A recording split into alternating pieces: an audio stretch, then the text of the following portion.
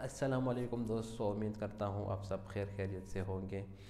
अभी एक भाई ने सवाल किया है कि मेरा एक दोस्त जो कि एथियस्ट है, एथियस्ट उनको बोलते हैं जो कि बिल्कुल किसी भी खुदा पर यकीन नहीं रखते। वो कहते हैं कि अल्लाह सुब्हानहू व तआला इस दौर में भी हमें ये क्यों मानना चाहिए कि हमें अल्लाह की इबादत करें, जबकि साइंस और टेक्नोलॉजी का दौर है तो हर कोई उस चीज़ पर अमल करे जो उनके लिए फ़ायदेमंद हो।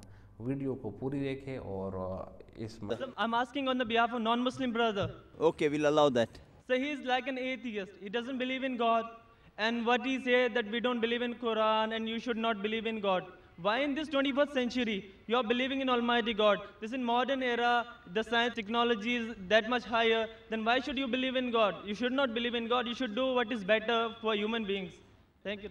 The brother asked the question on behalf of his friend who's an atheist, that why believe in God in this age of science and technology, be a good human being. Brother, the first thing I'll do is I'll congratulate your friend. Why? Because most of the human beings, unfortunately, they are doing blind belief. He's a Hindu because father is a Hindu. He's a Christian because father is a Christian. Some people are Muslim because their father is a Muslim. This friend of yours, atheist, is thinking. He may be coming from a religious background, but he may not agree that the God which his parents worship, they are worth being called as God. So the reason I congratulate him is because he has said the first part of the Islamic Shahada, La ilaha, there is no God. The only thing I have to do is prove to do is illallah but Allah, which I shall do inshallah. So this person, half my job is done. To the other non-Muslim first, I have to prove to him the God is worshipping is false God. And then prove to him about true Allah subhanahu wa ta'ala. This non-Muslim is an atheist, half my job is done. He's already said the first part of the Islamic Shahada, La ilaha, there is no God. The only thing I have to do is illallah but Allah, which I shall do inshallah. Now since you said your friend believes in science and technology and the world is advancing, I will ask the atheist a question, that suppose an equipment is brought in front of him, who no one in the world has ever seen. And if the question is asked to your friend, that who will be the first person who will be able to tell you the mechanism of this equipment who no one in the world has seen? Who is the first person? And the reply he will give, he may say that the manufacturer, or he may say the inventor, or he may say the creator, or he may say the maker. Whatever he says, it will be somewhat similar. Either creator, maker, manufacturer, inventor, whatever it is, it will be similar. And the second person is whoever the creator, inventor, manufacturer has told, he'll be the second person. But the first person would be the creator, the manufacturer, the inventor. Keep this answer at the back of your mind. Then ask him the next question, that how did our universe come into existence? So he will tell you that, today science is advanced and we have come to know that our universe was once a primary nebula. Then there was a big bang. There was a secondary separation, which gave rise to galaxies, the stars, the sun, the moon, and the earth on which we live. When did you come to know this?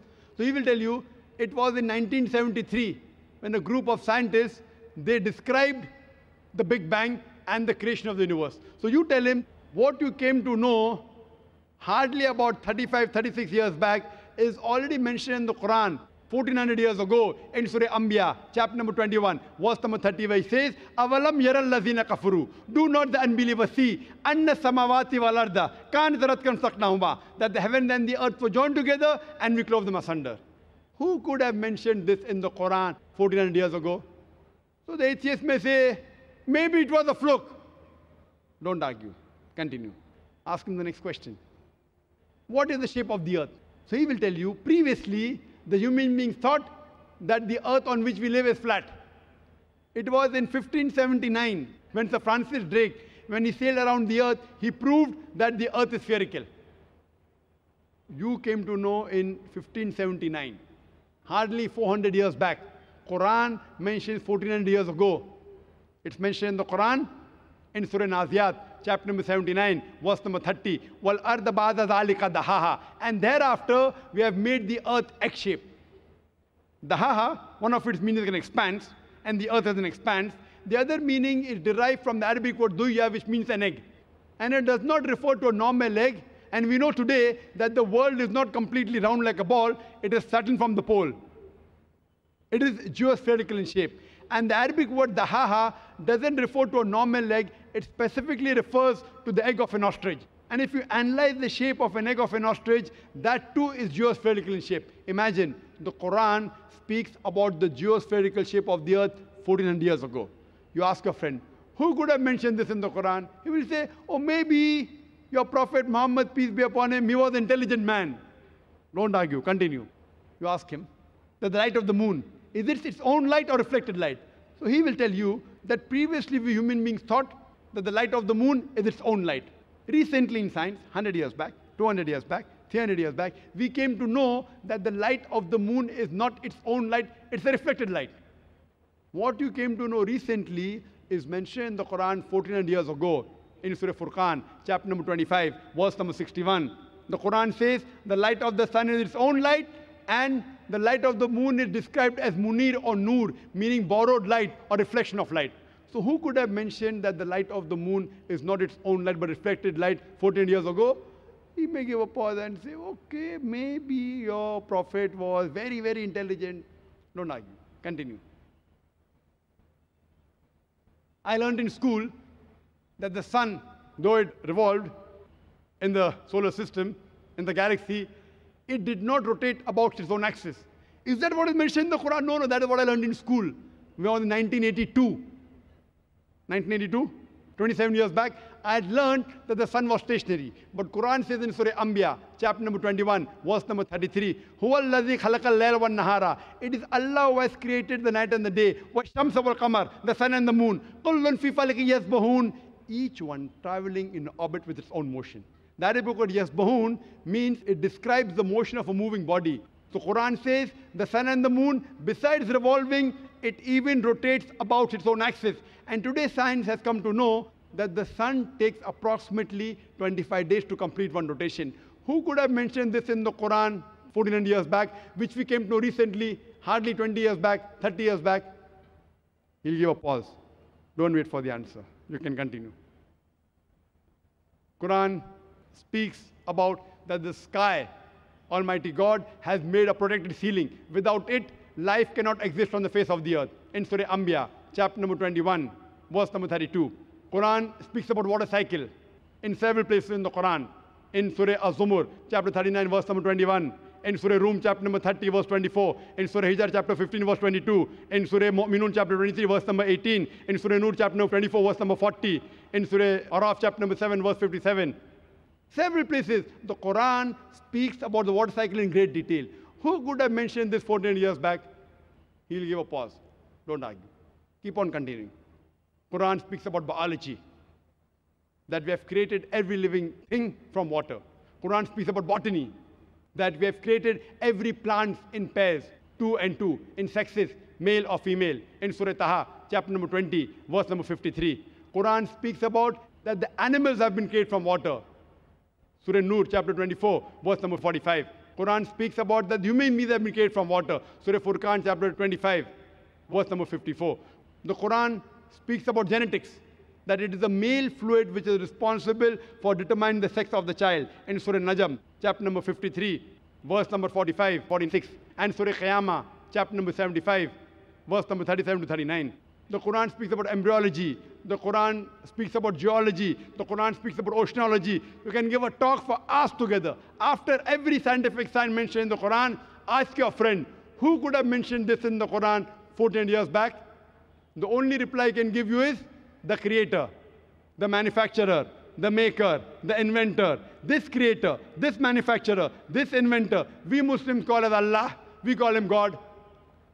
So today, science is not eliminating God, it is eliminating models of God. La ilaha illallah. That's the reason a famous philosopher by the name of Francis Bacon said, little knowledge of science makes you an atheist, but in-depth knowledge of science brings you closer to Almighty God. So you can ask your friend to see my video cassette, Is the Quran God's Word? And Quran Modern Science, in which there are various other proofs talking about the existence of Allah subhanahu wa ta'ala. Hope that answers the question. खुशामदीद दोस्तों, उम्मीद करता हूँ आप सब खैर खैरियत से होंगे।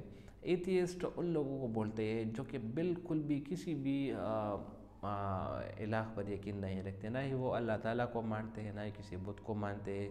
اور نہ ہی کسی دوسرے کو مانتے ہیں، جس طرح آج کل دنیا میں مشہور ہے. جس طرح آپ دیکھتے ہیں ہندو لوگ جو ہے نا وہ بتوں کو مانتے ہیں، اس طرح مندروں کو مانتے ہیں. عیسائی جو ہے نا وہ عیسیٰ علیہ السلام کو خدا مانتے ہیں. اسی طرح ہندو میں بعض لوگ جو ہے نا جو گائے ہے اس کو گائے ماتا مانتے ہیں. تو عجیب عجیب سے لوگ آپ کو مل جائیں گے. تو اس بھائی کا سوال یہ ہے کہ جو سائنس اور ٹیکنالوجی کا دور ہے تو کیوں نہ بندہ اس سائنس اور ٹیکنالوجی کی روشنی میں جو چیز اس کو اچھا لگے اس کو مانے. تو ڈاکٹر ذاکر نائک نے اس کو بہت بہترین جواب دیا ہے کہ اگر آپ دیکھیں کہ بگ بینگ تھیوری اس کو تقریباً 1970s اور اس وقت پیش کیا گیا کہ یہ دنیا ایک دھماکے سے وجود میں آئی اور اس کے بعد یہ پھر پھیل کر یہ بن گئی. تو اگر آپ اس کا اندازہ لگائیں تو یہ تقریباً 30-40 سال پہلے کی بات بنتی ہے، جبکہ اللہ تعالیٰ نے اس بات کا ذکر 1400 سال پہلے قرآن میں کیا ہے. اولم یر الذین کفروا ان السماوات والارض کانتا رتقا ففتقناہما. ٹھیک ہے، یہ بات بھی جب آپ سائنس اور ٹیکنالوجی کی بات کر رہے ہیں تو یہ تو ابھی ابھی آئی ہے، اس وقت کیوں نہیں ہے؟ یہ دیکھو قرآن نے 1400 سال پہلے یہ بات بتا دی. دوسری بات یہ ہے کہ یہ سورج کے بارے میں سائنسدانوں کا خیال تھا کہ یہ اپنی جگہ پر قائم ہے، نہ ہی یہ حرکت کرتا ہے بلکہ یہ سارے سیارے اس کے ارد گرد گھومتے ہیں. لیکن اگر آپ قرآن کا مطالعہ کریں تو 1400 سال پہلے اللہ تعالیٰ نے بتا دیا کہ والشمس والقمر والنجوم مسخرات بامرہ کل فی فلک یسبحون، کہ ہر ایک سیارہ اپنے اپنے مدار میں جو ہے نا گھوم رہا ہے. تو یہ خبر بھی آپ کی سائنس اور ٹیکنالوجی کی جو ہے نا پیچھے چھوڑ گئی. دوسری آپ بات کرتے ہیں اسپیڈ آف لائٹ کی. اسپیڈ آف لائٹ جو ہے نا یہ ابھی سائنسدانوں نے معلومات کی ہے کہ 3×10 اور اس طرح کچھ بڑا سا نمبر ہے، ابھی میرے ذہن میں نہیں آ رہا. جبکہ اس اسپیڈ آف لائٹ اس سے بھی تیز ہمارے پیغمبر صلی اللہ علیہ وسلم شب معراج میں گئے تھے، جب اللہ تعالیٰ نے ہمارے پیغمبر صلی اللہ علیہ وسلم کو آسمانوں کی سیر کرائی اور وہاں پر کچھ ایسی باتیں بتائی جو ہمارے پیغمبر صلی اللہ علیہ وسلم سے پہلے کسی کو نہیں بتائی گئی. تو میرے بھائیو دوستو، اگر آپ قرآن مجید کا مطالعہ کریں تو وہ لوگ جو کہ بالکل بھی کسی بھی خدا پر یقین نہیں رکھتے تو ان کے لیے ایک سبق ہے اس قرآن میں کہ ان الدین عند اللہ الاسلام، کہ اللہ تعالیٰ کے نزدیک جو سب سے پسندیدہ اور قبولیت والا دین ہے تو وہ اسلام ہی ہے. آپ اسلام سے ہی اندازہ لگائیں گے. دوسری بات یہ کہ اگر آپ یہ کہہ رہے ہو کہ ہم کیوں اللہ تعالیٰ پر یقین رکھیں جبکہ سائنس اور ٹیکنالوجی کا دور ہے، تو اگر آپ اس سائنس اور ٹیکنالوجی کو مد نظر رکھتے ہوئے دیکھتے ہیں کہ موبائل کا زمانہ ہے، ٹیبلٹ کا زمانہ ہے، لیپ ٹاپ کا زمانہ ہے، کسی نہ کسی نے تو اس کو بنایا ہوگا نا. ابھی لیپ ٹاپ ہے، اس کو بھی کسی نے بنایا ہے، ایک کمپنی ہے اس نے بنایا ہے، موبائل کو بھی بنایا ہے. تو جب ایک چھوٹی سی معمولی سی چیز انسان کے بغیر نہیں بنتی تو آپ خود بھی یہ سوچیں کہ تمام انسانوں کو بنانے والا بھی کوئی ہے نا، کوئی تو ہے اس کو جس نے انسانوں کو پیدا کیا، کس مقصد کے لیے پیدا کیا، اور پھر یہ انسان مر کر کہاں جاتے، کس کی طرف جاتے.